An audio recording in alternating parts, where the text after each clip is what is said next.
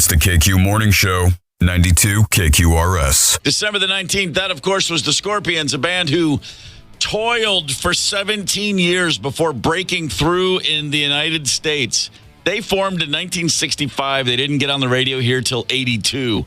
And it's a lesson and a reminder to all of us. Just work hard, you dumb sons of bitch. No, that's not the lesson. The lesson is, I guess, if you got good songs, it'll happen eventually. Yeah, but the lesson is keep working hard. Who am I kidding? We work hard, and not after today. We're done. We're taking a Christmas break. But listen, there's some great lesson in there. I don't know. Yeah. There's a Teutonic, Germanic sort of agrarian work ethic we could all probably apply a little bit more to our lives. I don't even know what I'm trying to say. I'm infused with the holiday spirit. I'm overly caffeinated, super tired. Good morning. Yeah. Yes. Do it, man. Highly moisturized. Oh my God! I feel like I slept in a oil of Olay jar. That's how moisturized I am. Yeah, wow, very moist. It's not a moist time of the year for me. Dry skin. I'm so dry. Yeah, that's what that's the lotions, the balms, the creams. I'm festooned with all of it. I smell like one of those stores in the mall that I can't even stand to be near, much less invoke personally. But I got to do what I got to do. Chapped skin, dry skin. That's no way to go through life. Yeah, it sucks, man. What about you, Candace? I mean, is it everywhere? Is it just your hands, your elbows? What gets the driest? My butt. No, I'm just kidding. Wow. Chapped butt. Chapped butt. I was wondering why you're standing. No. My hands and my face. My face. Yeah. No matter how, Rosy cheeks? Yeah, winter's not for me. What? That's interesting. I think you actually were born in the North Pole. You look like a North Pole elf. I guess summer isn't for me either, so. Winter is not for me. So says a Minnesota lifer. Interesting. Winter's for me, but then again, I'm still kind of a new guy to it. It's still such a honeymoon period for me. Although I will say, today's a special day. This is the last day of the first year of our working and our being together. Aww. And so, I would have something nice to say if I'd thought about it ahead of time. But in the meantime, I guess good job, guys. Nice. Yeah. That's pretty nice. I mean, if we were drinking, this would be a more special moment. Oh my God! Wouldn't that be great? And I'd be so sincere. Who's with me? It's 6:07 a.m. right now. By 9:07, how drunk do you think we can get? Well, I did bring Tony some shooters. What are they gonna do to us? Come on. Got a little bag right here. What are they gonna do? Suspend us off the air for 2 weeks? It's important to mention as we start the show, we do have good news to share, and that's that 35 people who were floating around a lake in northern Minnesota Monday, yesterday, they were all rescued yesterday. We couldn't get updates while we were on the air, but in case you missed it, the reports were that it was 40 to 50 people stranded on this just a chunk of floating ice in Upper Red Lake. As it turns out, it was 35 people. Now, I don't know if that means they did away with 10 of them, or maybe the initial numbers, I guess, were just overstated. 35 people actually stranded, all rescued. Nobody fell in. No significant injuries or frostbite or anything reported. That's just a good story, because let me tell you, there's few things that would mess up a Christmas more than going, well, we're just waiting to get Dad off that ice floe. Yeah. I like the guy. They didn't give us any video on it. We'd love to hear from him in person, but he's way up there. But he was part of the rescue last year. Guy out there again for his second Red Lake rescue. He's like, I was out here last year. I'm like, stop it. Just stop. Someone chain him to his couch or his recliner until mid-January and then let him out. But he's free to do what he wants. I question the person who goes out with him from this day forward. It's like, let him go. But if he calls you and says, you want to go? The answer is no. Are you crazy? Oh, yeah. Jason Walton is his name. Yeah. He just said, I was out there last year again. And he goes, I'm beginning to think it's me. Yeah. Well, I don't know, man. Don't go out with a Jason Walton on the ice ever. This is the time of year we all got to do some internal accounting, if you will. It's naughty and nice time. We are within a week. We're T-6 to Santa coming down the chimney. And quicksurveys.com does a poll each year to see how naughty and nice everybody's been. Let me just run this up the flagpole here. Have any of us, here's something naughty they said they asked people about. Has anybody unfriended or unfollowed someone on social media over either politics or a post of any sort that you just didn't like? So you said, you know what? We're not friends anymore. I'm unfollowing you. I'll go first. I do it all the time. Yeah, same. Yeah. I do it all the time. I've done it. And I don't unfriend them in reality. I have people in my life that I love dearly that I disagree with about everything.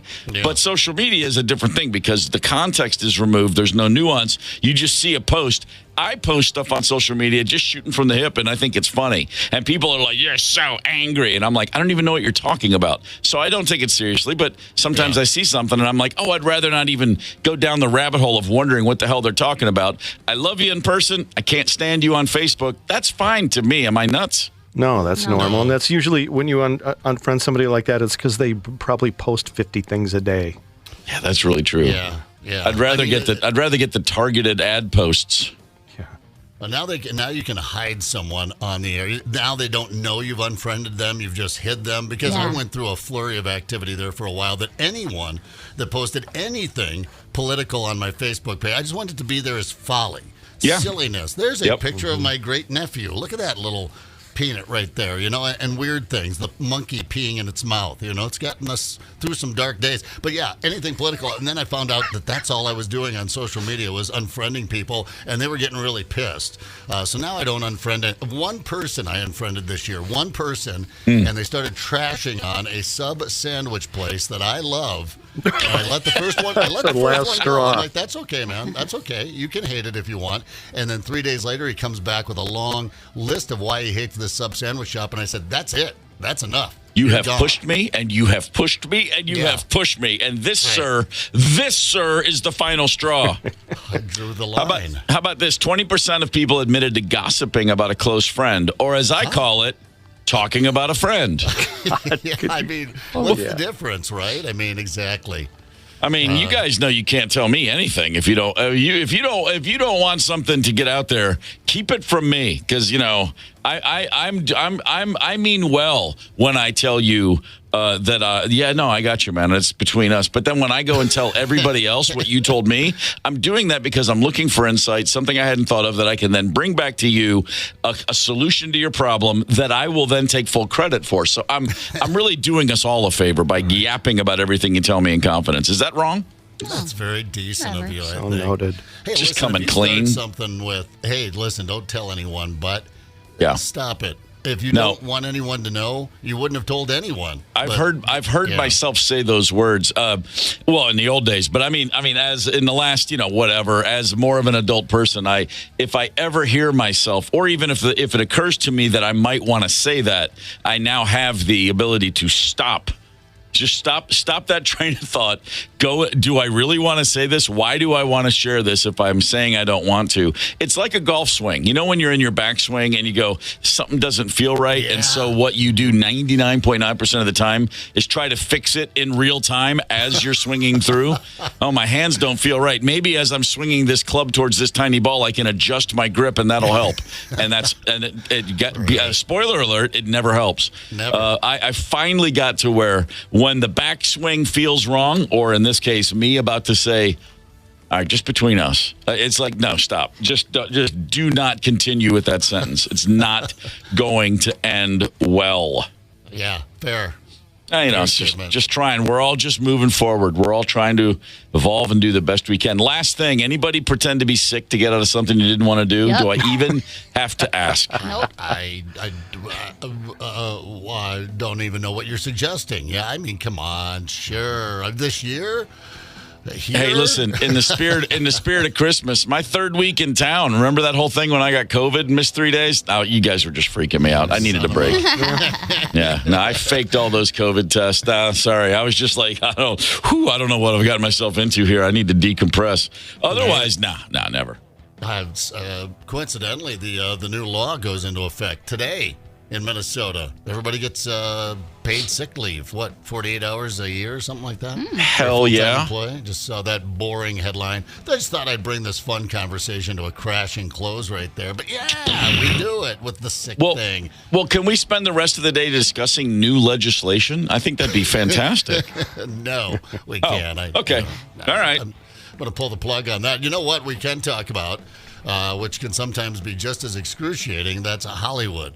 The Dirt. Ooh, sure. Mike Evans. He's got it. Let's have another chat with Mike Evans here at 6:30. Hang tight. That's great. Yeah. It's the KQ Morning Show, 92 KQRS. I'm Steve Gorman. This is the KQ Morning Show. It is Tuesday, December the 19th. It is high time. We headed out west. It's time for the Mike Evans Hollywood Report. Good morning, Mike. Hello. Good morning. What's up, brother? Everything good? It's Tuesday. Don't forget Marcus Theaters. Specials on Tuesday, every Tuesday. Got to go see a movie. Your best time to do it at a reasonable price, at a ridiculously low price, is Tuesdays. Marcus Theaters, a good way to spend part of your holiday watching some great old movies. Take the family. Heck yeah. Heck yeah. So Taylor Swift will spend her holidays at Travis Kelce's Kansas City mansion, and then on Christmas Day, Taylor will be watching Travis play the Las Vegas Raiders at one of my favorite yards, Arrowhead Stadium. Check this out, Steve. Weather prediction for the game on Christmas Day: light rain and a balmy 55 degrees at Kansas City Christmas Day. Oh, it's disgusting. That's unbelievable. Rain in the 50s is never a recipe for anything good. Yeah, but better than lots of snow. No, it's Christmas football. I want a blizzard. Are you kidding? I agree. No, I totally agree. And Taylor looks so cute with those earmuffs and stuff when she gets all Christmased up. Come on. Good Lord. 3 early Oscar odds to win. For Best Actor, the 3 odds to win are Bradley Cooper for Maestro, Cillian Murphy for Oppenheimer, and Paul Giamatti for Holdovers. I love all 3 of those movies. Supporting actors, 3 best choices to win are Robert De Niro for Killers of the Flower Moon, Robert Downey Jr. for Oppenheimer, and Ryan Gosling. Ryan Gosling for Barbie? Sure, man. That Ken is Ken's a vibe, man. The him singing that Matchbox 20 song alone should get him an Oscar. There you go. CBS is throwing millions of dollars at Ray Romano to do an Everybody Loves Raymond sequel. He says there's not enough money for him to do that. They're still throwing money at Jerry Seinfeld. He's not going to do that either. God bless them both. I agree. Man. Totally. Yeah, let it go. So in Los Angeles, they're getting the Olympics in 2028. They're getting the Super Bowl in 2027. Today, the LA Dodgers, what few season tickets they have left, they're going to open them up. There'll be new prices. Yeah, with Ohtani being signed, can you imagine how high the prices will be for season tickets for Dodger games? Just insane. Completely insane. Absolutely. I'm going to end on a sad note and a good note. On the sad note, the passing of Jim Ladd. Did you know Jim? I did know Jim, and man, what a run he had! What a huge run he had. I had a blowout and a contract dispute with K-Rock when I was doing mornings, and got hired at KMET to do mornings with Jeff Gonzer and Ace Young, and got to know Jim Ladd. I was only there a year, but what a good guy. I mean, geez. I got a call from Rick Lewis. You probably know Rick, too. He does mornings in Denver, who also worked at KMET when I was there, and Jim Ladd was there, and Sam Bellamy was there, and Gonzer was there. You know, and just sad. Just a wonderful, wonderful guy. Yeah, no, fantastic. And I know how you guys like to enjoy your Christmas holidays, so I'm going to end my report today with a little story about Mark Wahlberg. Of all the overpaid, overpampered, oversexed celebrities in Hollywood, Mark Wahlberg, my favorite. He's just a great guy, and he loves Christmas. He spends the 2 Christmas weeks going to charitable events. No doubt he'll be doing the same this year. He goes to children's hospitals to visit. He volunteers at the soup kitchen almost every year in Los Angeles. Wow. He does Make-A-Wish. I mean, he's really unbelievable. He tries to do it very quietly. And his favorite thing to say around Christmas, I got to share it with you. He says, what you are is God's gift to you, and what you become is your gift to God. I wish all Hollywood celebrities were as nice as Mark Wahlberg, even if you don't completely believe in what he says. What a nice guy. Yeah, well, I would. He is a nice guy, as well he should be. I mean, when someone's not, you just have to wonder, what is it going to take? Look how well he's done. Look at his life. Give back. I like it. Absolutely, with all the money and everything. Hey, have a great one. We'll talk to you on the flip side. See ya. Have a great holiday, Michael. God bless you. Bye-bye. See ya. So, L.A. Dodger tickets averaged $171 this season. They expect to average $295 next year, a 71% increase because of that Shohei Ohtani contract, which is just bogus as hell because the Dodgers are sticking it to him. They're only paying out 10% of it over the next 10 years, about $2 million a year, and then are going to give him like $600 million in 10 years. That was his. That's what he went to them and said, because he said, "You got to put good players around me. I'm here to win, not be the. I don't want to be the guy who kills the locker room by having all the money. Right. So put some real players around me. At least that's the narrative they're spinning. But yeah, he had the. Well, I do believe that actually because he could have set obviously whatever terms, and if that's what they agreed on, that's clearly what he wanted. If I'm a Dodgers fan. I'm thrilled because I might not be able to afford to ever see them in person again, but they are going to go. They're going to go. They're going to win. They're going to get some rings out of this. This guy is the greatest thing in decades in baseball. No question about it. It's this kind of, what is it, the time of year? Oh, that's right. It's December the 19th. We are cruise controlling towards the Christmas holiday. And as you just heard Mike say, and as we've said, we're about to punch out for a little while. So for the last time of 2020, what year is it? 2023 for the last time. How about a history lesson? Let's give it up for Steve. A little boxing history, a little pugilism to start the morning. On an island located in the middle of the Seine River in Paris. In 1887, on this day, Jake Kilrain and Jem Smith scrapped bare-knuckle boxing, the 6-round bout that had 80 spectators, all of whom paid, at that time, $200 to be there, including the Marquis of Queensberry. In the 6th round, Kilrain knocked Smith off his feet, but before the referee could declare victory for the American, the crowd forced him to declare the fight a draw due to darkness. Oh, I'm sorry. Did I say the 6th round? It was the 106th round. Yeah. 106 rounds of bare-knuckle boxing before anybody got knocked down. Either they're the two toughest sumbitches that ever lived, or they didn't know how to throw a punch, or they were as drunk as the fans. Probably all of the above. I couldn't watch two people do anything for that long, especially bare-knuckle box.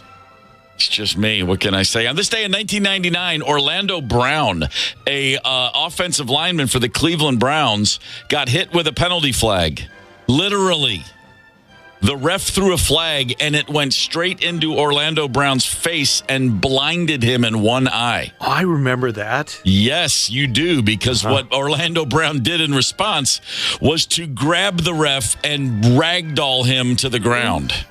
And he was immediately suspended indefinitely. When the league found out that the flag had blinded him, they were like, oh, I guess we'll remove that suspension now. But it didn't matter because his eye was too blurry for him to play football anyway. Unbelievable. Cleveland released him from his contract less than a year later. At the time, it was the largest contract of any lineman in NFL history. He still was able to cash in his $7.5 million signing bonus, but the rest of his millions were forfeited. No lack of guaranteed money. I mean, there was no guaranteed money there. He sued the league for $200 million, and he was awarded $20 million. And then a couple years later, he signed a new deal with the Ravens. His eyesight came back. He was fine. Just saying, that was a bit of a roller coaster, Gotcha. huh? It's the KQ Morning Show, 92 KQRS. Zep, Tony, Candace, and Steve Gorman are the KQ Morning Show, 92 KQRS. Happy December the 19th. The big day is upon us. The big day around here is it's our last day for a couple of weeks. And we're looking ahead while as we look back. Christmas disasters. We've all had them, small ones. Some people have had bigger than others. And this entire topic, because we just found this great story Zep found. A simple thing. We've all been there. You come home from shopping, you got a gift, you're thinking about, well, where do I put this? How do I hide this so no one finds it? In a TikTok clip, which now has over 1 million views, a woman said, so my husband decided he was going to hide my present in a pretty creative place. She knows what her present was. It's the Glow Waffle Henley jogger set from Victoria's Secret. It's a nice lavender-colored jogging set, like a little two-piece number, nice tied up together. It's very comfy. It's like, looks more like something you just wear around the house, cozy, comfy holiday clothing. And she found it because doing what she was normally doing at night, making dinner for the family, she turned on the oven. That's where he hid it. He put her gift in the oven. Good thinking. I'm imagining he put it there thinking, I'm going to do this right now, and then when she leaves the house, then I'll put it somewhere better. Yeah. I would hope. But this is they always say, always check the oven before you turn it on, just so you didn't leave something in there from before, or maybe a piece of food that you don't want to let torch and smoke out the kitchen. I don't look for Glow Waffle Henley jogger sets in my oven, but apparently, that's a possibility. I put a Christmas gift in the attic once. Our first house in Atlanta had a pull-down attic. It wasn't for storage or anything. It was just one of those, you pull the stairs down, go up there, and it had, it was like an A-frame, not a floor. There was just a little landing at the top. Yeah. And I knew that was something Rosemary was never going to do. She would have never pulled that down. So I brought something home, and I thought, I'm just going to stick it there. I'll say that I'm going up to, for whatever reason, it made sense at the time. Hell, I don't know. I was probably drunk. But I put it there, came back down, closed the attic, and completely forgot all about it. And I opened that sucker up like in February and went, oh, my God, that's a Christmas gift. That was supposed to be under the tree. And so it turned into a Valentine's gift, and I just looked like an awesome dude. Because, sometimes you just get lucky. The squirrel finds the nut he forgot all about in someone else's backyard. That's happened to my dad. I remember just being a little kid and Mom, not really being upset, but Dad had bought her a pair of earrings, and there was something going on with Mom and Dad. We're playing with our toys. We don't know what's going on. And then finally they hip us to it. Mom said, well, your dad said he got me a pair of earrings, but he can't find them, but that's a bunch of bull. And Dad's like, I got the earring. That's all I remember. I don't even know how. I'm going to have to check back. I'll show you the receipt. Yeah, right. Dad wasn't one to usually, that would have been my thing to, I'll find it. And then a couple of days later after I bought them, go, oh, here they were. They fell down between the sofa cushions. But I don't know if that ever got resolved or not. These are tough things. The things we remember. We had a Gorman Christmas, 1978 in Kentucky. All 8 kids and a couple of spouses in the house together. So there's 10 Gormans and 2 in-laws, and the pipes burst. Christmas morning. Christmas morning. Yeah. That's 12 people without plumbing. Damn. Good thing we knew our neighbors, because we were, there was a lot of going over to the Vance's house. Are the Vance's home? They better be. Let's go see. The Vance's got to know us real well that day. Yeah, someone go out and, dig a hole in the snow. Probably didn't have any snow. Yeah, you can't make your own little outhouse out there. No. A lot of guys just stepping out in the back and over there. Tony, you've given us the cliff notes on what sounds like a spectacular Christmas Day disaster at the Lee House. Oh yeah, well we had the fireplace going. Nice. And which is very homey and sets the scene, and that you'd toss the wrapping paper after you open something into the fireplace. But Dad, who's notoriously clumsy and klutzy, didn't open the flue, the dampers. So smoked the whole house out. And it doesn't take long if the flue's closed. No, it doesn't. Wow. I still have a picture of that, too, of our kid, me and my sister cracking up, and my mom just like yelling at my dad, and he has this look on his face like, "Oh, did it again." I know. Then you gotta get in there and open that sucker with a fire going, smoke in your eyes. It only becomes more chaotic, and that's. And hopefully it was it was like the wrapping paper. You know, they say not to burn it because it's so laden with chemicals. So who knows? Who knows what you guys were breathing in for the rest of the day? Yeah, back then. Yeah, we and I buzz. They do say not to burn it, but we always have a fire pit going. And that's I love nothing more than gathering up all of the stuff that can be and will be burned into a giant pile, sitting out by the fire pit. Maybe a tumbler of bourbon nearby, maybe a half a tumbler of bourbon nearby, and just burning stuff as the sun goes down on Christmas. That's a Gorman family tradition. I mean, that's a Steve Gorman family tradition right there. That's a nice one. I remember burning Webby's Christmas tree that was still laying in his backyard in June. We thought that was a good idea. Big 6-footer, sitting there with all its needles still on it. And the flames went so high, the fire department was called in the neighborhood. And we said it accidentally started fire. They're like, get rid of your Christmas tree. Just kind of laid out there for a while. We didn't have any fires, but we had a blizzard one year. And growing up out in the country, in your township, you take turns with the rural farms. Everyone gets the skid loader for a year or two in the winter. And then if you have a blizzard and the roads are all blocked up, it's your duty then to go out and clear the roads so that people can get around. And we had the Christmas Eve storm. And I remember it so well because I was like, 12 or 13, and Dad needed our help to get out there and get things done. And so we got up, and that where you run in and you see all the presents and you're freaking out because Santa has really loaded you up. You've had a good year. No, hold on. Let's go do this first. What? It's like 4:30 in the morning. Yeah, they'll be there when we get back. So we went out and cleared snow for a couple of hours, only thinking about what the hell, the bounty waiting back there at the house under the tree. It was excruciating, but not really a Christmas disaster. I got into a big toss-up, not with my girlfriend at the time, who's not my wife, but her roommate. 1990 Christmas, Rosemary lived with two girls in a townhouse in Atlanta, and they had a really nice Christmas tree. And then, but both of her roommates were back. We all left for Christmas, came back the week before Christmas and New Year's. Her roommates were still both gone with family, and I was in Atlanta. Rosemary was in Atlanta because I'm getting ready to go back out on tour, and she was home. She had to work that week. There was one day, and again, obviously the booze is probably the driver here, but at some point I realized, well, Christmas is done, and that tree, it's a nice tree, but I had a Charlie Brown Christmas tree in mind, which is, the tree with very few branches and just one ornament. Right, bent if I over. just say that, you can picture it, right?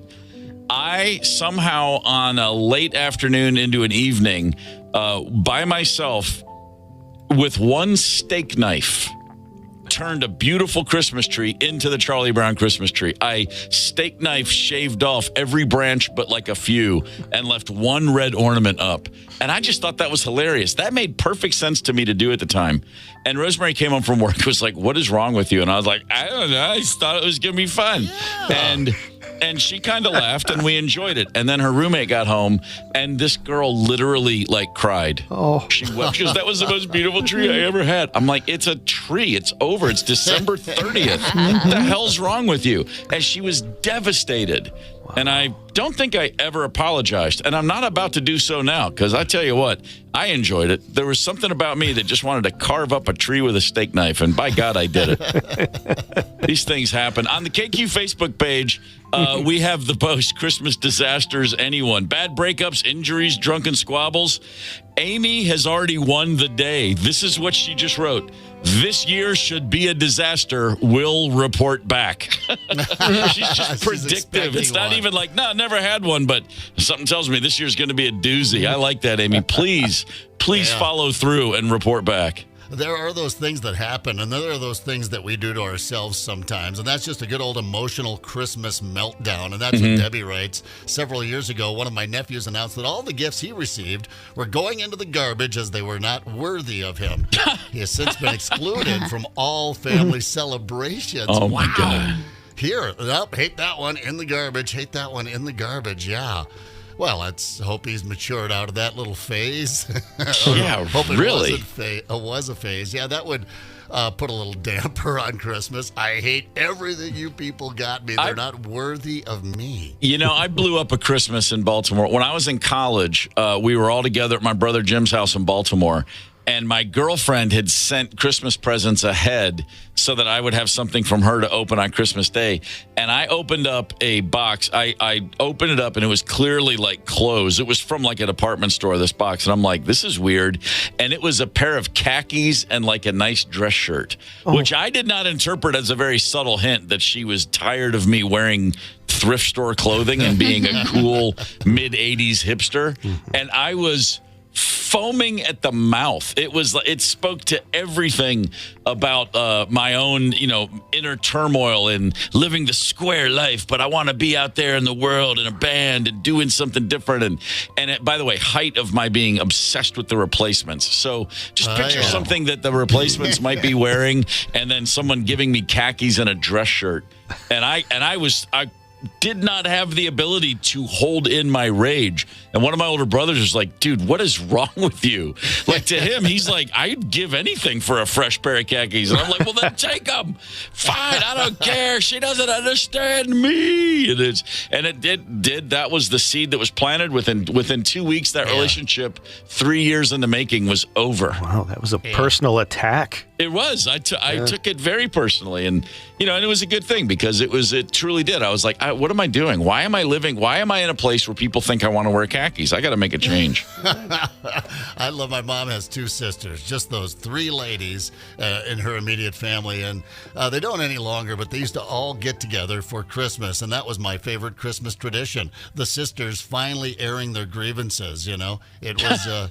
It was their Festivus. It was their Festivus for the rest of us, and we would sit there and watch those. You know what? Because it would bubble up and simmer all year long. The 3 sisters not really talking, but talking about each other, and then they'd get together for Christmas. And Kaplawi, here came all the things they didn't like about it. We just would sit there and laugh and drink and just revel in their Festivus. Yeah, the old Christmas meltdown. You buy tickets to it. I love the Christmas Kaplawi. That's a We could work that into a whole thing for next year. The KQ Christmas Kaplawi, just the alliteration alone is worthy of a pursuit here. Tony, have you got something for us?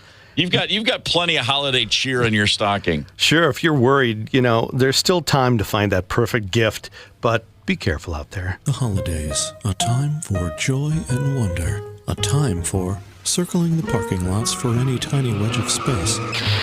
Learn to drive, jackass! Clerks are crabby and resentful. This coupon expired, idiot! The competition is fierce as stock dwindles. You see the item you came for. I saw it first. So do others. Mine! And it's on. Displays collapse, bodies fly, and bones break. You're tasered by security and curl up in pain and marinate the floor with your saliva and blood until you're arrested, then detained with dangerous criminals. With a quick call to your rich uncle who delights in others' misfortune, you make bail and head home to a tense and awkward gathering with judgmental relatives who are strangers to you, because that's what it's all about. The holidays. A time where you welcome a little something to take the edge off. Mother! See you in hell! Happy holidays from all of us at Liquor City. Liquor City, just off the turnpike by the sign, take the exit. Liquor City. Isn't that pretty? Funny because it's true. It's the KQ Morning Show, 92 KQRS. I'm Steve Gorman. This is the KQ Morning Show, Tuesday, December the 19th. Christmas disasters we've been discussing on the show. A post on the KQ Facebook page. Sean wrote, I think having to evacuate your home a week before Christmas due to the erupting volcano might put a damper on things. Yeah, I would say that's a safe bet. That's happening in Iceland today, a town called Grindavik. Monday night, about 10:17 p.m., a series of small earthquakes, which is often referred to as an earthquake swarm. There's nothing more unsettling than those 2 words next to each other. Earthquake swarm preceded the eruption. Now, this town has a population of about 3,400 people. The entire town has been evacuated since mid-November because scientists and meteorologists were saying, hey, guys, this thing's going to blow. And being, reasonable Icelanders, they went, oh, okay, we'll leave. Let's get out of the way. And they did, thankfully, because this bad boy blew. Now, this doesn't look like, and there's, by the way, if you go to any social media, you'll see tons of video. Every helicopter in Iceland is apparently flying over this thing. It looks phenomenal. This is not a volcanic eruption where, like the volcano Peter Brady made for school, where it's just a one mountain with a hole at the top and it shoots out.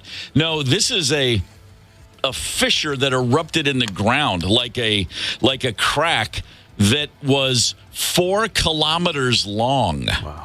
Where the lava's just busting out of the earth in a straight line that's almost 3 miles. It's like 2.5 miles of a lava chute. It's incredible. It's like literally the earth just cracked open, and all of this lava is flowing up to, as I said, 4 kilometers. I just cannot imagine. It's only a couple of miles from this town, and I don't know if it's flowing towards the town, but everybody did seem to get out of there. And this is only it's not that far from Reykjavik, the capital. Yeah. But my God, I mean, the footage of this is absolutely amazing. And from where I sit, looking at a computer, just beautiful. Yeah, it's lovely awesome, orange. Yeah, just gorgeous. This story says 3,500 to 7,000 cubic feet of lava every second. As the eruption started, the lava seems to be moving southwest towards the town of Grindavik. I always throw especially the Icelandic words into the pronunciation thing, unlike Mike Evans, Oppenheimer, but yeah, that's pretty close. You know what that translates to in English? I don't. Pelvic tilt. Yeah, the old pelvic tilt. I suppose they got their name, pelvic tilt. Is that true? Yeah, it's. I just looked wow. Grindavik. And then translated to English, it would be pelvic tilt. Yeah. Well, that's the land of the ice and the snow. No wonder Led Zeppelin liked to go there so often. For a little pelvic tilt. It all starts to add up. It all starts to make sense. Yeah. I did not know. This is the first. See, you're never too old to learn something fascinating. Pelvic tilt. I'll never look at that city on a map the same way again. And now, honestly, more than ever, I think it's probably time I took a trip over there. I do have a buddy. I have a good friend who's a bigwig at Delta Airlines, so he flies anywhere he wants, anytime he wants. And he went to Iceland in the 90s, and he's been back countless times because he's always said, it's the best place in the world, the coolest people, the this and that, and he just talks it up so much. And I've never been, but more than ever now, I think it's time I go. Let's. You know what? Does the cake do? You guys took this show to Ireland once? Let's go to Iceland. It's right on the way.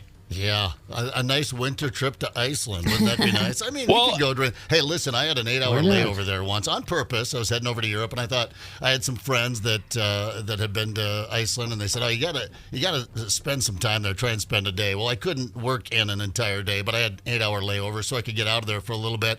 And I found out just enough about Iceland to know that I could take a vacation there. In fact, I'd like to. I haven't made it happen, but maybe one of these days. Well, if we're going to do St. Patrick's Day in Dublin, which I think we all would agree right here makes perfect sense, I'm saying let's just go a week early. Let's just do a week in Iceland, a week in Ireland, and then literally never come back. We could get trapped there. I went to Ireland one time for a St. Patrick's broadcast, and that's when one of those unpronounceable volcanoes was going off. Remember, it was spewing so much ash into the atmosphere that they were canceling flights to Europe from the United States. What is that? Where was that volcano? Is that the one in Iceland? Yeah, it was in Iceland. Yeah, that was like 2010. That was a giant. Right. I remember that. Yeah. So wow. That was happening. So might add a little. I don't know, just a little fun, a little flavor to the trip. But yeah, hell yeah, Iceland off to Ireland. I think an Icelandic pub called Pelvic Tilt is in our future. As a business idea, this would be fantastic. Okay, so Reykjavik means pelvic tilt. Mistletoe. It is the holiday season. We all know what mistletoe is. Sure. Mistletoe. The original name, according to a website, Interflora, was Mistalton.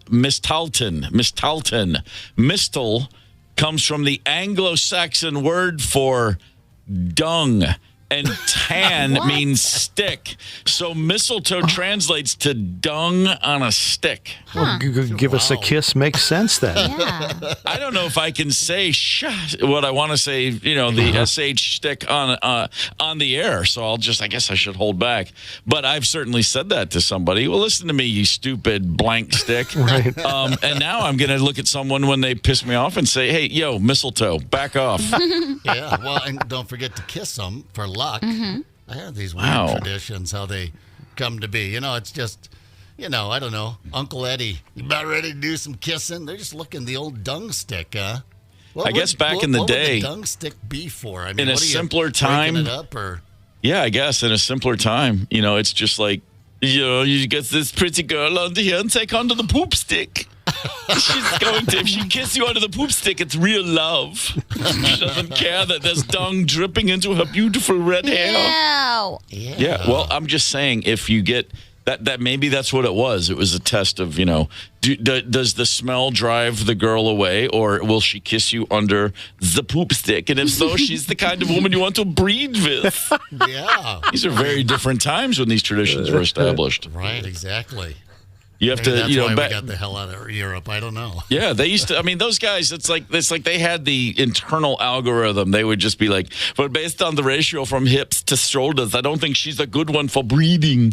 It's all that kind of stuff. I had a buddy that used to say, I believe it was Finland. Could have been the Swedes or Norway, one of those up there. But I think the farthest one away, Finland over there, the most isolated of those Nordic countries. There was a local weatherman that would do the weather forecast based on a pig's spleen. They would slaughter a pig, not just to do the weather. It was pig slaughtering time to get some pork, sausage, ham, bacon, all that good stuff going. But then you take out the spleen, and something about the spleen would tell you what kind of weather you're going to get that month. They hold it up in the wind? I don't. I'd have to Google that as well. Weird. I don't know. But yeah, the old pig spleen. I think that so many of those things that happened for centuries all started as jokes, and someone missed the joke and then turned it into a real thing. Yeah. I mean, like, I was in this village. I was coming back, and I found this village, and I told them we predict the weather by a pig spleen, and they totally bought it. Oh. 4 centuries later, they're still doing it. The whole town gets together to, for the pig spleen forecast.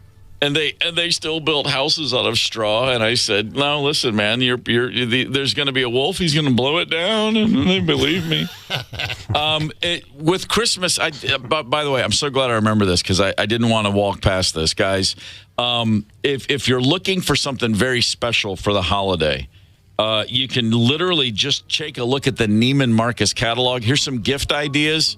Okay. And this is the kind of thing, because we sit around here at the KQ Morning Show and think, we're jaded. We've all had so many amazing experiences in life. What could possibly get us excited about Christmas? How about this one? This is truly something you can get in the Neiman Marcus catalog. The Disney Animation Experience. You can voice your own character, get a private tour of the Walt Disney Animation Studios in Burbank, have special meet and greets and photo opportunities. After the animators have worked their magic, you get a digital copy of your personalized character's cameo in a special animated short video. Does anyone want to guess how much this costs? It's a real thing you can get. I'll give you 3 options. All right. $75,000, $235,000, oh my God, $510,000. 75. Mm-hmm. Right in the middle. I'll go in the middle. I'll go for the 6 figures. $510,000. I mean, it's not even being broadcast. You're not getting residuals. $500,000 for a DVD to take home that no one you've ever met will actually want to watch. Oh. Pretty sure there's an app for that you can download for Thank about you. $2.99. Make your Thank own you. animation video. Okay. Well, they throw in lunch, I assume. That would be nice. God, can you imagine? We've got In-N-Out burgers in the cafeteria. How about this? The Olympic Games in Paris. That's this coming summer, 2024. Yeah. You can take in the Olympic Games with Ralph Lauren. Join Ralph Lauren, the designer. He's an official outfitter of Team USA's. You can join him at the Olympic Games in Paris for one of the world's greatest sporting events. No details on how many of the actual events you'll spend with him, but you get to hang out with Ralph, who literally, what do you have a conversation with Ralph Lauren about? Hey, I had a polo shirt in 1981 and would have never imagined it would still be such a big deal. I used to pop my collar. Is it still cool? I was into Izod, but then I saw polo and was like, oh, this is so much better than an alligator. Yeah. 210 grand. Come on. $210,000 to go hang out with some snooty douchebag in Paris. With Ralph Lifshitz. Tommy Hilfiger. Is that cheaper? Wait. Tommy Hilfiger, yeah. No, you can't. He's booked up. He's totally. You're too late. Ralph, what'd you say, Tony? His real name was Ralph Lifshitz. That makes perfect sense. Really? Bring that up. Yeah. Yeah. So, wow. Lifshitz. Yeah. Jeez. Man, that's like a joke for guys who like work on the loading dock all day. Yeah, I've been lifting all this shits all day long. Shits.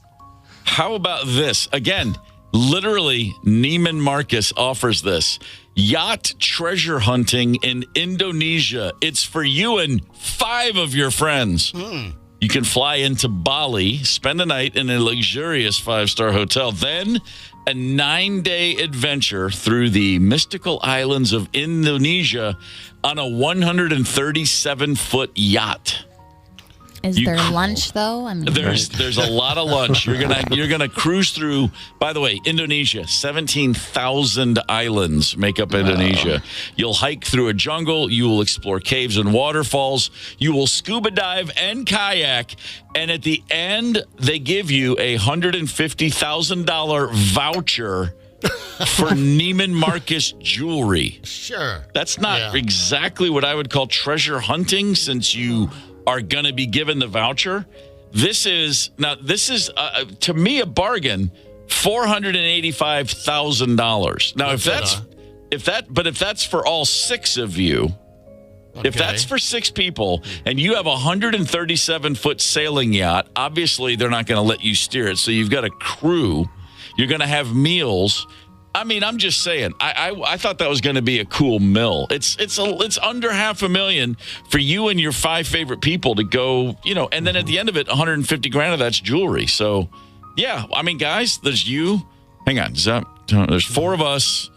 We'll flip let's just grab a couple extra folks. We'll all pony up. 80 grand each. This is great. Or the Paddleford out on the Mississippi. What are you thinking? We compromise? That's fine. As long as we're somewhere together on a boat. That's really all it comes down to for me. Next lunch. That's all I'm looking for. A boat for us, lunch for Candace. This is going to be a great holiday. God, what if you had like a super rich friend that did things like this and you're like, hey, I made you an ornament. I don't know. I could do it. The gift exchange. Right? Exactly. It would be awkward. Yeah. I guarantee you there is some super rich guy out there who, like, once in his life someone did that. Like, someone just said, I just saw this little ornament and it made me think of you. And the guy's like, that's the most beautiful thing anyone's ever done, because nobody actually just has human interaction at that certain level. Hey, listen, you can catch up with the KQ Morning Show podcast. Interviews, games, music. It's so much fun. Look at what we do. We get to hang out and shoot the breeze. Anywhere you get podcasts, anytime you want. Check out the KQ Morning Show podcast. That is sponsored by our good friends at Bonnie's Pizza and Hot Hoagies. Devani's Pizza and Hot Hoagies. Oh my God, is Devani's fantastic. Yeah, totally. It's the KQ Morning Show. 92 KQRS. We'll be right back. Now's a good time to jump into the conversation. Call or text 651-989-ROCK. It's the KQ Morning Show. 92 KQRS. Okay, just so as everyone knows. Right. Everyone knows these little sweepers look exactly the same, and I'm just in holiday mode, and I'm sorry. Listen, not that sorry. No, honey. You took the hit. You heard the guy. He said, we'll be right back. We're back. We're right back. We are right back right now on the KQ Morning Show on Tuesday, December It's the Tuesday. 19th, Tuesday, and I'm in a good mood. You're in a good mood. The holidays are upon us. What could possibly go wrong Nothing. other than the technical stuff that keeps going wrong today? I mean, I'm not sweating it. I don't think you should be sweating it. no! I'm Wow. on the phone sure with our what that program was. director right now. Enough is enough. You've ruined my Christmas Well, show. maybe I'll just stay on vacation. What would you boys think about that? Only if we get to stay on vacation with you. Only one way to find out. I came across something, and I'm just going to come clean. I want to mention something right now. There is a brewery in Oregon, and they have teamed up with a creamery in Oregon, and they have produced something they're calling Rogue River Blue Cheese Beer. As long as there's no blue cheese in it. Listen. I'm intrigued. I am intrigued as well. I'm a guy who loves a good blue cheese, and I love a good beer. And this is, of all the beer flavors I read about all the time, because everybody's constantly going, what if we took peanut butter and banana and put it in beer? Most of them, I think, stop. You've way overthought this. I would go for a blue cheese beer. So I'm just saying, Christmas is still 6 days away. If you can find this brewery in Oregon, let's see, what are they called here? The Rogue Creamery and the Crux Fermentation Project. I'm just saying, I would welcome a can or two of blue cheese beer. Call me crazy. Yeah, I'd give her a whirl. Yeah, all right, here's what I can do for you guys. I don't know if I can track down that particular beer, but I'm sure providing the same flavor. After a day of skiing, I can soak my feet in, say, some Coors Light. Right. And give you that same flavor. If you'd like that blue cheese with the aroma, the whole thing going on. I do like I'll Coors cook Light. some up for you. All right. I like you're a scientist at Hearts Up. I like that about you. Always come up with a I backup love blue plan for cheese everything. in a beer. You know what I want? I want a big cracker with, how about some venison salami on there, a big hunk of blue cheese, and just a beer. Yeah, by the way, wrap that in a tortilla, call it a breakfast burrito, and someone get over here stat. Tony brought in these quinoa crackers, just the crackers. But I'm What? so desperate and hungry all the time in the morning. I'm going to eat them. They're not delicious. From my sister, who's a dietitian. No, that's nice. Filled with It's- fiber, gluten-free Oh. quinoa crackers. It's perfect for when you run out of paper to eat. Right. I might have some troubles here in the next 30 minutes. We'll see how this digests. Oh, Oh, no, it is Oh my Candace. gosh. I think there's still an old grell or a beer in the little fridge out there. All right. There's nothing scarier than observing Candace eat something new for her system. I mean, there's only two ways it can end, and both of them are unpleasant at best, I think, generally speaking. And I say that with love. I don't know. Are you guys feel like you're nailing your Christmas gifts this year? Are you excited to give the Christmas gifts? Or are you a little worried that I don't know if they're going to like it or not? Or are you feeling proud about it? I'm fair to Midland. I'll bring it up. It'll ready. by the time it comes around, I'll do some panic shopping like I always do and make up for it. But right now, I'm middle range at best. What about done. you? I'm done. Are you done? Yep, yesterday I got it all done. Got interesting year for me. I have to buy gifts for a boy and a boy's mom, and I'm nailing it, dude. I just feel like I'm nailing it. Gift We'll see. certificate. Okay, Gift certificate. hey, Candace, what you and this boy are doing on your own time is your business. I mean, I love the openness, but what you're nailing and who you're nailing, that's for another. Come on now. Hopefully I don't mix them up. Christmas. Wow. Yeah. So you is there anything else you want to mention about this boy? I mean, this is the first time I've heard you say anything about a boy. Oh, just, Yeah. Just, Oh, well. Sometime. just a good fella. Or catch his act. Oh, that's nice. Wait, what? Huh? He's a trapeze artist. I did see a post. I did see an Instagram story. So I was like, wow, this is going public. This is out there now. Yeah, right. I know. It's a little Candace shocking. and a boy. well, I know he likes me because I forced him to sit on Santa's lap, and he did. So You stayed there. Yeah, it was. I took a good couple seconds and went, wow.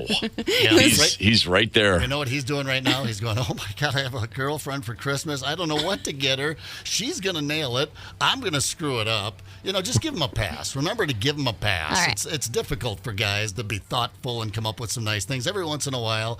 And I don't do this, and who would in their right mind do this? But I think we should talk about it here a little bit at 8:30. Along, by the way, with your Christmas, I forgot what we're calling them, just things that didn't go terribly right for your Christmas. Something funny, a little anecdote if you want to share it with us this morning. We have a KQ Facebook post, 651-989-ROCK. Maggie Ferris, comedian, coming in here at 9 o'clock. So at 8:30, you wouldn't normally buy these, I don't think, unless you just really spited someone. But we have some FU Christmas gift ideas for people you don't really want to shop for, but you feel compelled to get them a gift. Some FU Christmas gift ideas.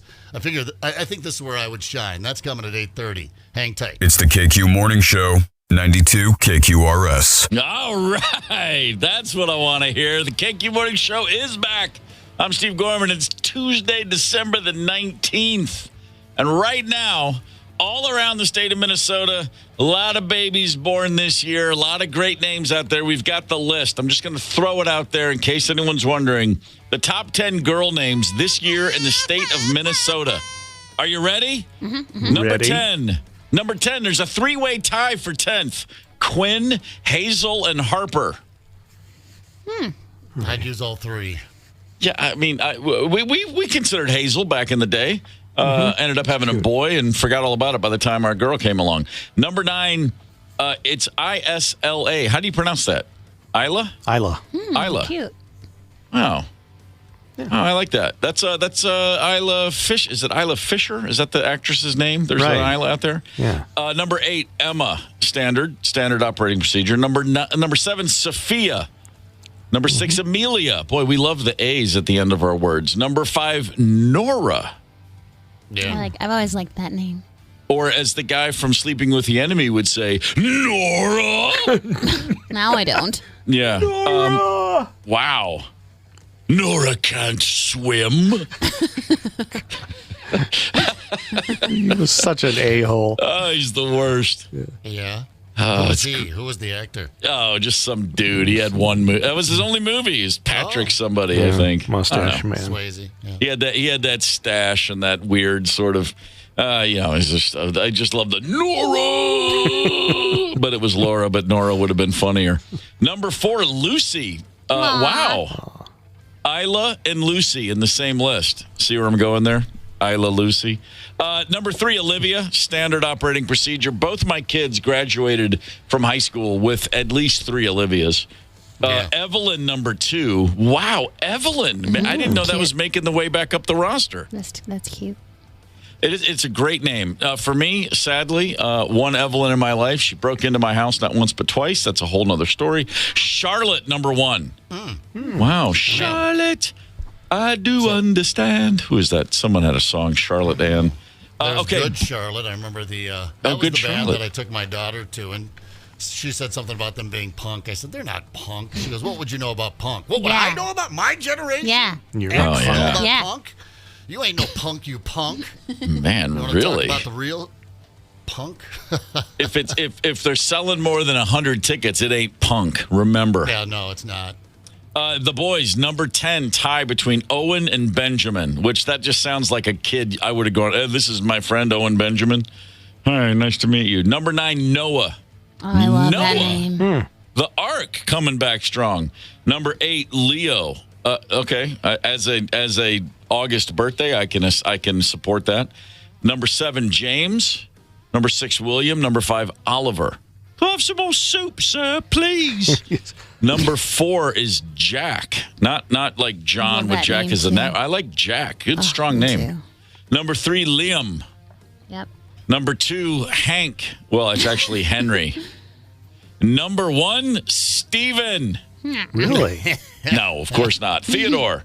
But I just thought I'd throw it out there just to see. So these are the Theo. names you don't want to use if you're having a kid. Yeah, coming up. if you're Right. expecting any day right now in Minnesota, if you want your blessed miracle to stand out a little bit, stay away from those 20 names. All right. Or, just name them what you want and don't worry about what people on the radio say. Best advice I ever got. Best advice I ever got from my brother Jim was, you got a name picked out? I said, yeah. He goes, don't tell me, don't tell anyone. Right. Never tell anyone what you're considering until the baby's already born. Mm-hmm. And I said, why? He goes, well, because who would ever give you grief about a name if they're looking at the person who's already been named? Right. We didn't tell each other, Yeah, he goes, if you say something ahead of time, somebody will be like, oh, really? Oh, I don't like that. They say things. Once they're looking at the baby, they'll say, it's perfect, because you don't want to know what people really think. And that's a very good point. I've passed that along many times. Keep it to yourselves. Yeah. Of course, we now live in a world where people won't even keep the gender reveal to themselves, so I guess the name has no chance. Yeah, I'm definitely not telling you mine. No, please don't. Oh my gosh, no. Just tell me. What the due date is, and we'll make a. Wait a minute. Are you? Is it less hold than on. 9 months? Wait a minute. Hold on, Candace. Did you just spill the beans?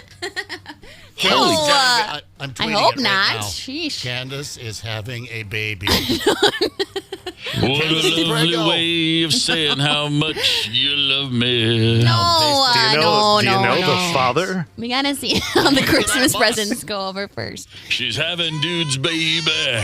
No, but I have known my baby name since I was a little kid, though. Isn't that weird? I don't think, you know what? I don't know if that's my sister Ann has a daughter named Emily, and she found like a diary that she wrote when she was a little girl, and she was all about, I'm have a little girl named Emily one day, and she did.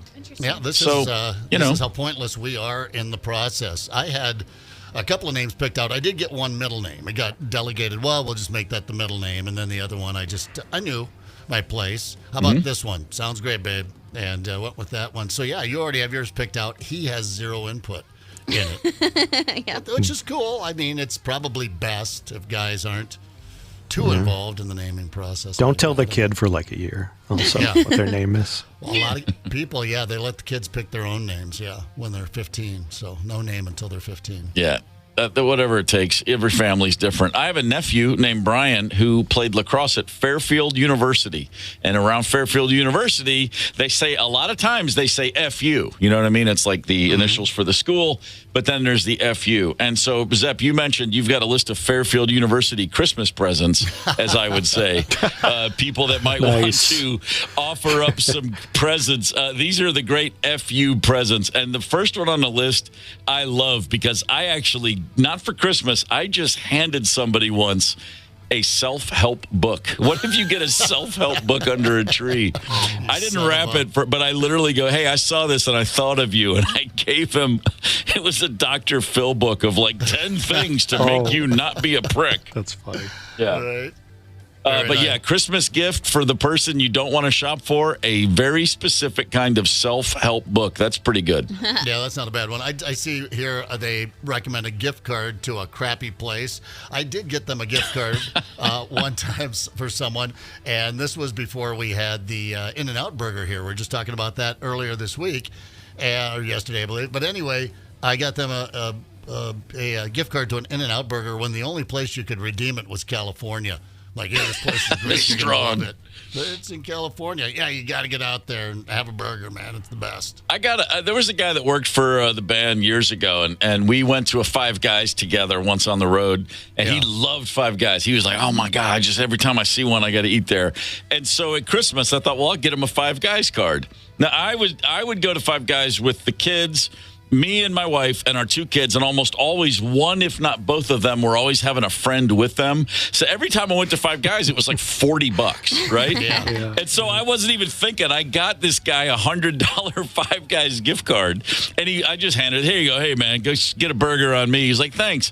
And like a week later, he texted me, and he was like, how often do you think I eat at Five Guys? I said, what are you talking about? He goes, $100. I was like, oh, it didn't even occur to me. Yeah, you're just one guy. Yeah, I was like, he wasn't complaining. He was just surprised. In my mind, that's like 2.5 trips. Trying to give me heart disease? Pay for his bypass. Yeah, no kidding. I like this one. Give somebody what they gave you last Christmas, still unopened. And just hand it right back. You never knew what it was, but you give it back to them a year later. That's great. Yeah, that is a good one. Oh, this is a big, you can't do this one right here, but you go down to the shelter and get them a dog. Here you go, got you a dog. It's rough, man. A rescue. Who turns their back on a puppy? What's the matter with you? And give it like a big weepy story about how it had to. I travel too much. But for you, here's this, dog. I like this. As an intentional gift. It's kind of hard to beat a shirt that's too small for the person. Well, last time I saw you, I thought you were a medium. Yeah, I would have bet anything on that. I thought I had this right. Oh, that's nice. I like that. Let's see what else we got. An accessory to something they don't actually own. That's kind of like the gift card to California. Oh, I think I like this one. A donation to an organization they hate. PETA, something like that. Oh, sure. Or if they're a hardcore Republican or a hardcore Democrat, make a donation to the other party in their name. Sure. Make sure you put it on the internet, too, so it shows up there. Clyde Zepp gave to the, whatever, and, really grind their gears and share it on their Facebook. Mouthwash. Just here's some mouthwash. Soap. This is for all of us. This is from all of us to you. Boom. Oh, this is a used candle. That's hilarious. Keep the candle box. You burn half of it down and then just hand it back and give it away. It's good. There's nothing, nothing says Merry Christmas quite like, I can't stand you, but I don't have a choice. Here you go. Here's a used candle. There's room in the holidays for the entire experience, right? I think so. All right. Let's get a professional comedian on the air with us, should we? We have Maggie Ferris, and I don't have her Eventbrite up right now, but she's appearing here locally. I'm assuming this weekend. Saturday, December 30th at the Comedy Room at Sisyphus. Maggie Ferris joins us at 9 o'clock. Hang tight. It's the KQ Morning Show, 92 KQRS. Zep, Tony, Candace, and Steve Gorman are the KQ Morning Show, 92 KQRS. I'm Steve Gorman. This is the KQ Morning Show. It is Tuesday, December the 19th. Bruce Gary. That's the answer, because I know you're all thinking, man, that drummer in the Knack is getting it. What's his name? Bruce Gary. Great drummer. Every time someone's like, who's an underrated drummer? Do you think Ringo's underrated? I'm like, shut up. It's the guy from the Knack. Nobody knows his name. He's great. Go get that first Knack record. Teach yourself how to play the drums, kids. That's how it works. I'm very excited because Maggie Ferris is hanging out with us. But before we talk to Maggie, I have an obligation, and that is to share some news with you that the Scorpions, or as I prefer to call them, the Scorpions, will return to Vegas with their brand new Love at First Sting Las Vegas residency. Special guest Ugly Kid Joe. That's this April 11th to May the 3rd at the Backed Theater at Planet Hollywood. We want to send you to opening night. One winner is going to score a trip for two, including round-trip air, a 2-night stay at Planet Hollywood Resort and Casino, dinner for two before the show, 2 premium tickets to the concert, plus an autographed Scorpions poster. Holy smokes! All you got to do is text the national keyword hurricane to 95819 right now to enter for a chance to win. Go get them. Fair enough. That's exciting, I would say. And right now, even more exciting is the fact that Maggie Ferris is hanging out with us. Maggie, good morning. Good morning. How are you? I'm great, thank you. You've got a couple big events coming up. You've got New Year's Eve and New Year's Eve, because you don't mess around. You go for both. No, give me it all, please. I want it all. Eve, and Eve. I like it. Well, all about Eve. Wasn't that the name of a film once upon a time? It sounds like a feminist movie, probably. It does. I think it is.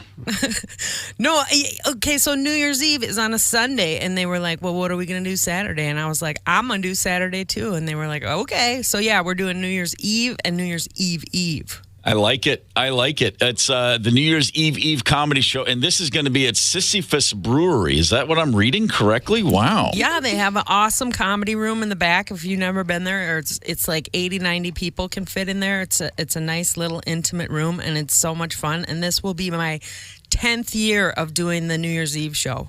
I like that. Yeah. I like that a lot. And that's exciting, and it really is. But I'm sorry. I've got to move on to something that's even more exciting. Okay. And that is that you, Maggie Ferris, yes, local gal, beloved by all. Well, by most. You're about to cross the Rubicon. You are about to enter yourself into the Guinness Book of World Records. That's a true story. That is a true story. I'm not making it up, ladies and gentlemen. Nope. All right, My do tell. application was officially accepted about 2 weeks ago. And I'm just going to go ahead and cut to the chase because I know people are thinking, oh my gosh, what could it be? The funniest joke ever told? The longest stand-up set ever? No, Do you know what the longest stand-up set ever? It was like 47 hours. Really? Yeah, because I looked that up because I was like, what can I achieve actually? Billy Conley, that's my guess. That's every set he ever did. That's what I'm saying. Yeah. Come on, the guy wouldn't shut up. He's the winner. Maggie Ferris, we are pleased to inform you that your application has been accepted under the following title. This is legit from the Guinness World Records. Here is the title. I wish there was a drum roll to play or some horns or trumpets. Here it is. Most dogs walked simultaneously by an indiviable. Yep, I'm going to be the individual. All right, Yes. okay. How many? Incredible. I want to get a number in everyone. What's a big number in everyone's head? I'm going to say 20. More than 20? More than 20. All right, more than 20. The record right now. Oh, are you guessing? I'm sorry, I didn't want to. Oh no, take no! away your I guess. saw your post. I'm not going to guess. Please go ahead. The record right now is 36, and I am going for between 50 and 60. What are you getting the dogs at? Well, that's we got to do some interviewing and some vetting and things like that. I mean, I don't know. I want to partner with like a local rescue or something like that, and Yeah. I'm going for small to medium, mellow, well-behaved dogs. Are there different records for like size and breed? Does that matter? Size and It weight? didn't matter. It was just a dog. So, I mean, I think you could do little chihuahuas if you wanted. To date, Maggie Ferris, how many dogs have you walked at one time? 24. Wow. that's a big You've number. done 24 already? Yeah, I used to be a dog walker, and I used to take a bunch of dogs with me. And I wanna see 24, that I going down did. the street. Yeah. It's pretty And exciting. Is it chaos? I mean, how do you get No, 20 because it's funny because dogs really have that pack mentality. And so once you have a leader of the pack and you just go, they just follow. All right. So, but even still, with 24 dogs, though, I mean, some of those dogs are 10, 12 feet away from you at least, and some are right there at your ankles, right? Yep. I mean, that's a wide range, and now you're going to want to go higher. In fact, I'm seeing on Extreme Maggie, all of your socials are Extreme Maggie. On Yep. Instagram, you said, I'm going to need some help. And 50 plus small to medium laid back dogs. I'll be forming a committee soon. Let me know if you're interested in helping. This is going to be, obviously, there will be, this will be recorded. I mean, someone will have an you iPhone have out to or video something. document everything for Guinness, you know?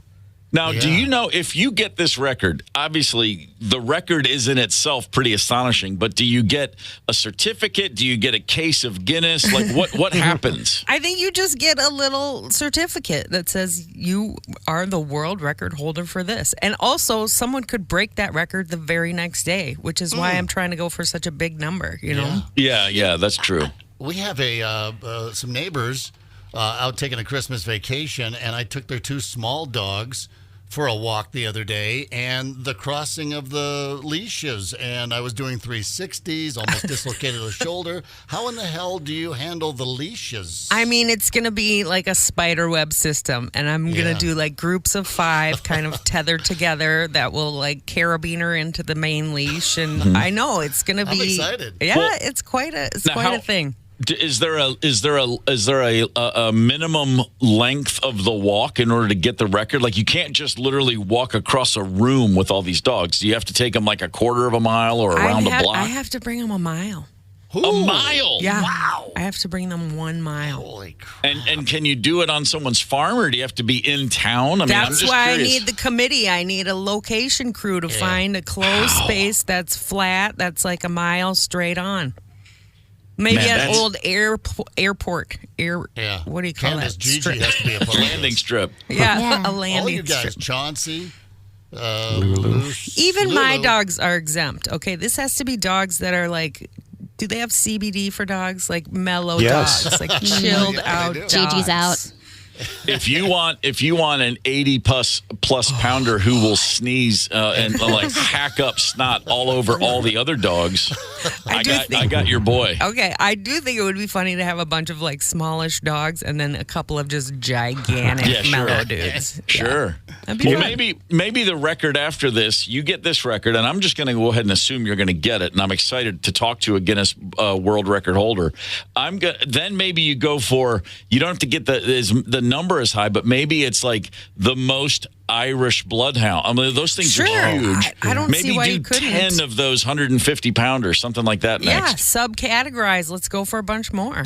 That'd be great. It would Do you be have really to cool. pick up after them while you're on the walk with the little there's going to be bags? a cleanup committee. I was going to say, that's where the committee really comes into play. Yep. I mean, this is going to be a village to do this feat. I can't do it alone. There's I no way. can see right now people talking after like, I thought Maggie wanted my input, and all she wanted me to do was pick up dog crap. I know. Somebody's going to get that crappy job. If you get this award, and again, well, I should say when you get this award, Thank is you. that going to be the signal that you can actually, it's time to retire? Retire from what? I don't know. Which job?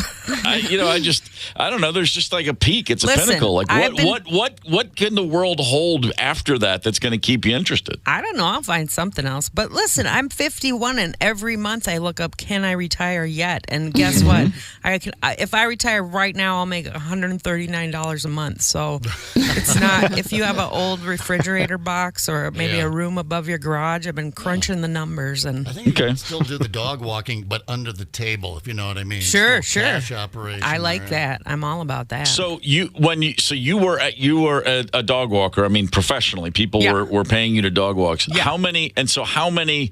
When you said you did 24 at one time, is that right? Yes. And was that shtick, or you literally had to just do that because that was part of the job That's that how day? many dogs I had that day. Yeah, That and I is would pick them all up incredible. and take them to the dog park by the airport, and they all fit in my tiny little car. Eventually, I got a minivan, and they'd all jump in there. But, yeah. Tony made a great point, though. The other thing with the leashes, I'm walking 2 dogs. One poops. Now I've got 2 leashes. I've got to get the bag out, and 24. Okay, yeah, this is blowing my mind, Maggie. It's a lot. And hopefully, there'll be a little like warm up time, and they'll get their poops out then. Yeah, right. Yeah. Man, I'm so excited that I kind of think I could poop right now. You're allowed. It's America. New Year's Tony, go pick that up. Eve. All right. New Year's Eve, and New Year's Eve. 2 nights at Sisyphus Brewing. Any dogs going to be on hand at those shows? Do you know what? Dogs are welcome there. Oh, my gosh. Sweet. I know. I'm not bringing mine because they're crazy, but go ahead, bring yours. I should say, it looks like the Saturday show does not feature booby prizes, but the Sunday show does. Correct. There will be 2 shows Sunday with booby prizes between each comic. I do. All right. Now, listen, I grew up card games in the Midwest with the mom and dad, and we loved to snicker when they'd say, who won the booby prize? Of course, we're little boy, we snicker our asses off. What the hell is a booby prize? That's kind of like just a trick prize. You get a little... Yeah. Well, everybody puts their name in a hat, and then I draw, and honestly, all the prizes are always, I go to Menards on Black Friday and buy those giant candy bars. Like I have a giant thing of cheese balls and a giant, Kit Kats and those huge candy bars. That's pretty much all the booby prizes are. Man. Yeah. That's fantastic. Maggie, last time we spoke, I believe it was right before the Minnesota State Fair. Oh, yes. Good and times. we had a lovely chat about that. We talked about your hit song. Yeah. So how was the fair this past year for you? I'm assuming it was wonderful as always. Amazing. Yeah. I went probably 8 times. Wow. Yeah. And are you still selling ice cream? What's the Bomb Pop story these days? Yeah. We got our little ice cream bikes, and we're not doing it now because it's winter and no one wants ice cream. But we'll be back up probably March, April. Oh, man. Well, I'm just going to say it now so I don't forget. You have to let us know when you're back up and running. We'll ride by. Yeah, please do. That's going to be fantastic. Bomb pops at you. Bomb pops are always welcome. Dozens of dogs, absolutely always welcome. You're just, what you're doing is you're just making us all happy just by being you. Nice. I like that. I do too. Life goes fast. Let's have some fun. Yeah. You know what would make you happy? Go to one of Maggie's shows over there at Sisyphus Brewing and enjoy the Yule Cat. I'm on their website. I love these craft beers, and I always look at the alcohol content. Here's one with a good old 14% plus, the Yule Cat. Buckets. Yeah, a couple of those. Just have one. You can just have one. All right, Just one sip it before slow. and one after the set. You can have 5 after. I don't care, but jeez, don't go crazy. Hey, Maggie, we were talking earlier on the show about Christmas disasters. Tony's dad didn't open the flue on the chimney one time, and he burned all the paper and smoked everyone out of the house. And he got one quick. Anything come to mind of Christmas Day holiday disaster like that? Ever? Well, we did have one of those too, where there were firemen and we had a new puppy. So we have a picture of firemen and a new puppy in front of the tree because they had to come and like unsmoke the house. But there's always this legendary one where my grandpa would cut the branches off the tree and then drill new holes and put the branches back in because he thought it would look better. And then they woke up on Christmas morning and it was just a stick with the branches on the ground. Sure it was. Yeah. He can do it better. Though, right. Yeah. No, that tree doesn't know what it's doing. Let me fix Mother Nature's plans here. Exactly. This will look much better. Yeah, that's fantastic. Yeah. Maggie, at Sisyphus Brewing, New Year's Eve and New Year's Eve. And by the way, not just by yourself. You got a host of people out there with you. On that Saturday, we only could get Jessie Campbell for that Saturday. But if you don't know who Jessie Campbell is, she is the funniest person I've ever seen. And she should be a household name. And I do not know why she is not. She is amazing. Those are pretty strong words. All right, Jessie Campbell, I'm in. I'm going to find out. I'm going to take your word for that. Sisyphus Brewing, the 30th and 31st. Maggie, it is absolutely our pleasure, and you are welcome back any and all times. Oh, thank you so much. Also, I'll be at Mall of America tomorrow night. There's a show called Day Drinking with Mom if you want to come to that. But you can get right. Yeah, I know. Wait. I'm just going to slide a couple more in there. Also, Please do. I'm Extreme Maggie on all the social media. Go to my website, extrememaggie.com. You can get tickets to the Sisyphus New Year's Eve show there. That's awesome. See how I did Extreme that? Maggie, it's always our extreme pleasure. Thank you, dear. Thank you so much. Appreciate it. You got All it. right. You have absolutely one more opportunity to get in here with a little Christmas disaster for us here. We heard Maggie's, we've heard Tony's. My Uncle Frank got arrested. Everybody's been chipping in. Do you have one? Give us a call, 651-989-ROCK. By the way, my Uncle Frank's showing up Christmas morning in handcuffs. It's the KQ Morning Show, 92 KQRS. I'm Steve Gorman. This is the KQ Morning Show. Rock and roll, in fact, does never forget. Neither does Santa Claus. He's got the naughty and nice list. He's checking it twice. Let's all get through the last 6 days before Christmas on the good side of the ledger, shall we? Looking back, though, a lot of people surveyed. Survey says a third of people in relationships admitted that they have looked through the other person's phone or internet history. I've never done that, ever. I've been the subject of that. I've been on the receiving end of that a few times. And it sucks when you get busted. Oh, you got caught in mid-search? Now, here's what happened. It's kind of a funny story if you've got about a half hour. No, I don't know what else to say to that. I've not done that myself. I've never done it. I don't do it. But if Zepp was my boyfriend, I might. It's a pretty big if. I don't know what La La Land you'd finally accept that. But, all right, guys. What am I doing here? You're letting me swing in the breeze. Steve, Tony, Mary? No, I've never done it. I've not been busted, and I've never done it myself. I have access to other, to Rosemary or the kids or anybody's laptops, phones. People leave stuff around. It just wouldn't occur to me to. My mom used to say, when I was a kid, she had this whole thing about you never look in a woman's purse. She used to say that. Never, ever open a lady's purse. And I think that I applied that to everything. I'm just not nosy. I just don't, it's like, whatever, man. If I'm supposed to know, I imagine you'll yell at me about it or something. Plus, they keep snotty tissues in there. I feel like it's a trap, That's what they do to keep us out. I don't want to grab a moist tissue. Oh, my tissues. Watch out, boys. I know. Pockets full of tissues. It's chapped Candace season. Look out. I will tell you this. When they don't look through, when you mature, I finally matured into a better relation. I thought, I'm not going to do it if I'm going to screw around and be a douchebag. So that took a couple of decades to get that out of my system. And then I thought, okay. And now every once in a while I'm like, go ahead, take a look. Yeah, good. Nah, that's okay. Oh, no, seriously, take a look.